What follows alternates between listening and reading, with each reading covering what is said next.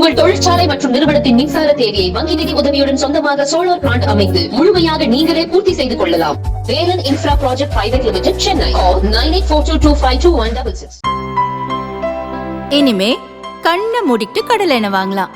ஏன்னா மந்த்ரா கடலை எண்ணெய் இதயத்தின் தயாரிப்பு.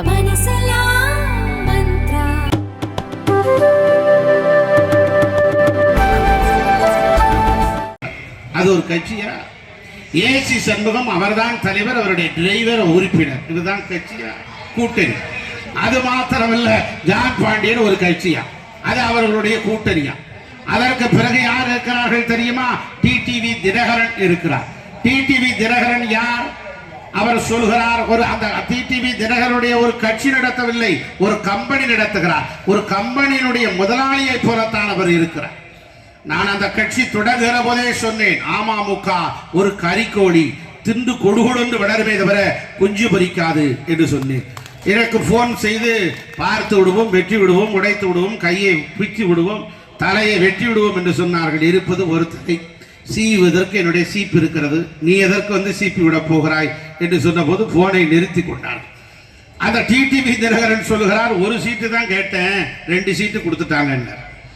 அவன் கேட்டிருக்கான், ஒரு சீட்டு தான் இவர் கேட்டிருக்காரு. அவன் சொன்னா 2 சீட்டு வாங்குறியா, ரைடு அனுப்புவான்னு கேட்டிருக்கான் பிஜேபி. சரி 2 சீட்டு கொடுங்கன்னு வாங்கிட்டார். அவர் சொல்லுகிறார், 10 ஆண்டு காலம் பாஜக ஊழல் இல்லாத ஆட்சி நடத்தியதாம். 10 ஆண்டு காலம் பாஜக இந்தியாவில் ஊழல் இல்லாத ஆட்சி நடத்துகிறது என்று யார் சொல்லுகிறார்? டிடிவி தினகரன் சொல்லுகிறார். அவர் எப்படிப்பட்டவர்? சின்னத்திற்காக ஊழல் வழக்கிலே சிறைக்கு சென்ற ஒருவர் பாஜகவுக்கு சான்றிதழ் தருகிறார் என்று சொன்னால் வெட்கமாக இல்லையா? வேதனையாக இல்லையா? நீங்கள் தேனி மண்ணிலே வெற்றி பெற முடியுமா? யார் உங்களை அறிமுகப்படுத்தினார்? எங்கள் ஈடுகளை ஏற்ற தரும் இறை 1, இனம் 2, தமிழ் 3, திசை 4, புலன் 5, சுவை 6, சுரம் 7, திக்கெட்டு, ரசம் 9 என்று வகுத்து வாழுகிற தமிழ் இனத்தினுடைய அடையார், அங்கீகார், முகவரியாக விளங்கிய புரட்சி தலைவி அம்மா அவர்கள் அல்லவா உங்களை அறிமுகப்படுத்தினார்கள். அப்படிப்பட்ட இரட்டை இலை சின்னத்தில் நின்று கொண்டு இப்போது நீங்கள் குக்கர் சின்னத்தில் நின்றால் பாவம், டெபாசிட் இழக்க போகிறீர்கள். அதற்கு பிறகு இன்னொருவர் பாவம், வயதான காலத்திலே ராமநாதபுரம் மண்ணிலே பலாப்பலத்தோடு படுபாவப்படுத்திக் கொண்டிருக்கிறார். படுபாவமாக இருக்கிறது. 4 நாட்களுக்கு ஒன்று பேசுகிற போது வேகாத வெயிலே பாவம் ஒரு பெருசு ஓட்டு கேட்டு போய் கொண்டிருக்கிறது என்று ஒருவர் சொல்லுகிறார்.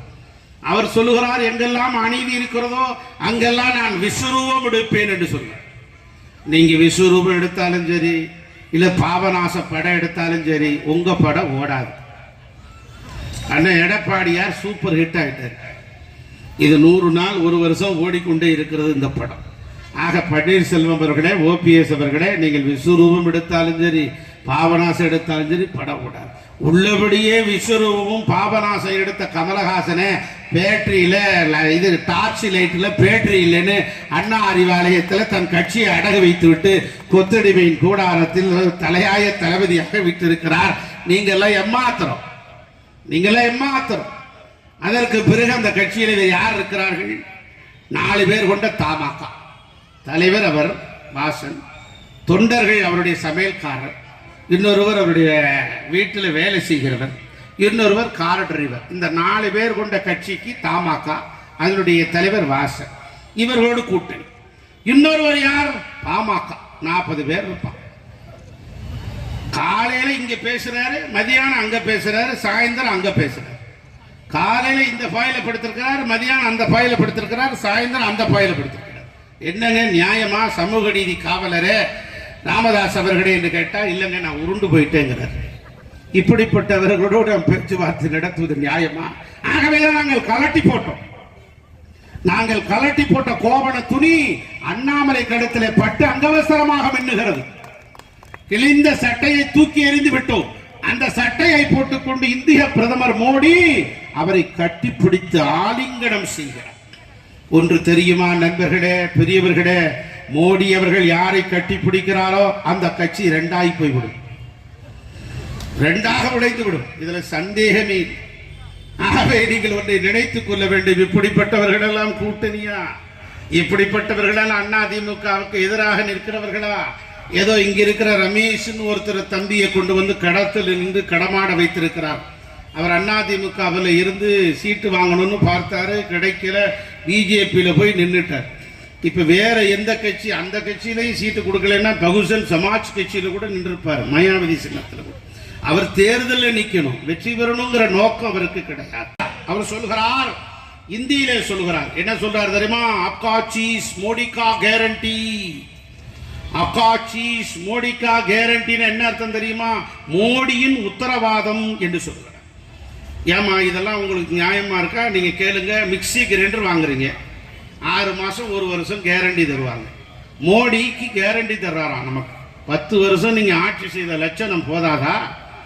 10 வருஷம் ஆட்சியில நீங்க இன்னும் 5 வருஷம் உங்களுக்கு இது ஆட்சிக்கு உத்தரவாதம் தரணுமா? நீங்க எங்களுக்கு உத்தரவாதம் தருகிறீர்களா?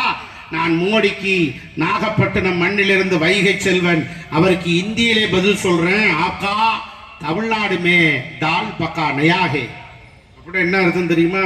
தமிழ்நாட்டில் உங்க பருப்பு வேகாதுன்னு அர்த்தம். நோட்டாவுக்கு கீழே தான் ஓட்டு வாங்க போகிறீர்கள். தமிழ்நாட்டில் உங்க பருப்பு வேகாது. எத்தனை முறை வந்தாலும் பார்ப்பாங்க.